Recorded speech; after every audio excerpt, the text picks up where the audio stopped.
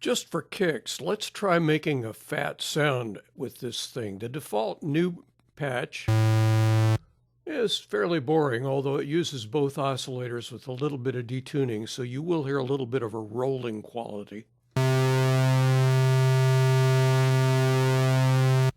Well, the first thing we'd like to do would be to beef up the filters. So let's use both of our filters here, and we'll turn up all of the peak and the drive things and mess around with it a little. Let's see what happens.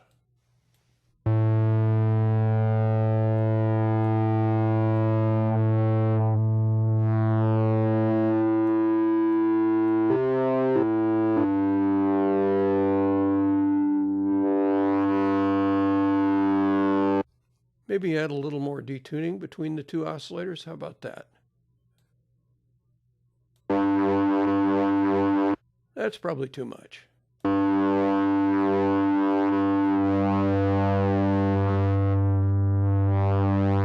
Good, we were losing the bass, so now we've got some bass back. What else can we do? Well, this is going to be a monophonic patch, so we're going to go over here. We're going to make this mono with the two voice spread. We're going to turn up the detuning a little bit. Now we got some motion in there. So let's add stereo spread so that one of the voices of these two will be in the left speaker and the other in the right. And maybe we'll add a little bit of envelope attack, a little bit of envelope release.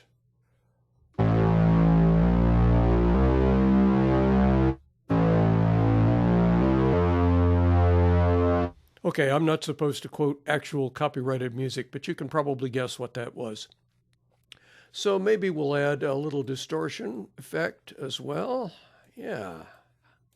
And maybe some reverb.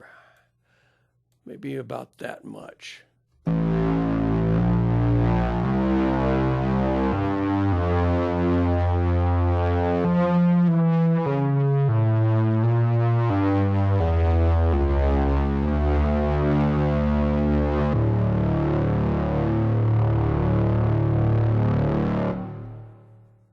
So I hope that very simple demonstration will show you that you can get pretty fat sounds out of this thing.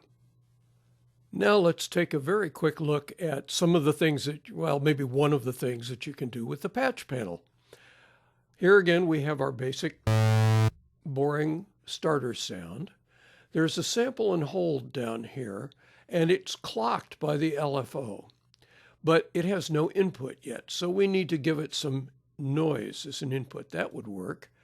And let's see, how about if we send the output of it to oscillator 2 frequency. Now, this is the tricky spot, because when I play this, the sample and hold isn't doing anything. That's because we need to turn up the modulation amount over here.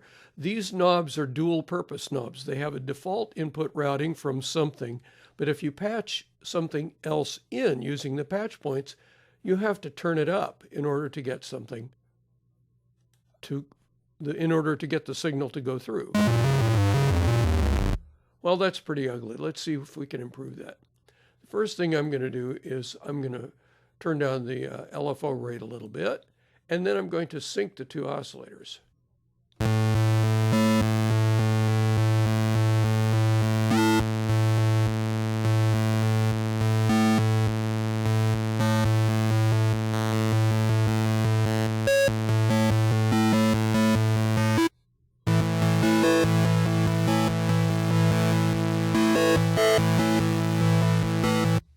That's not bad. Here's a more complex patch that I did. I'm not going to show you how I put it together, but what's going on here is we have the sequencer running, and it's only running 3 steps, and its CV output is going up here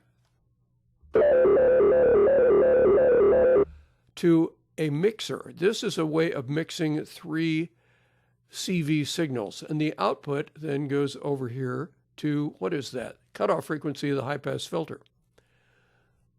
So we're getting both the keyboard signal and the sequencer signal going into the filter at the same time.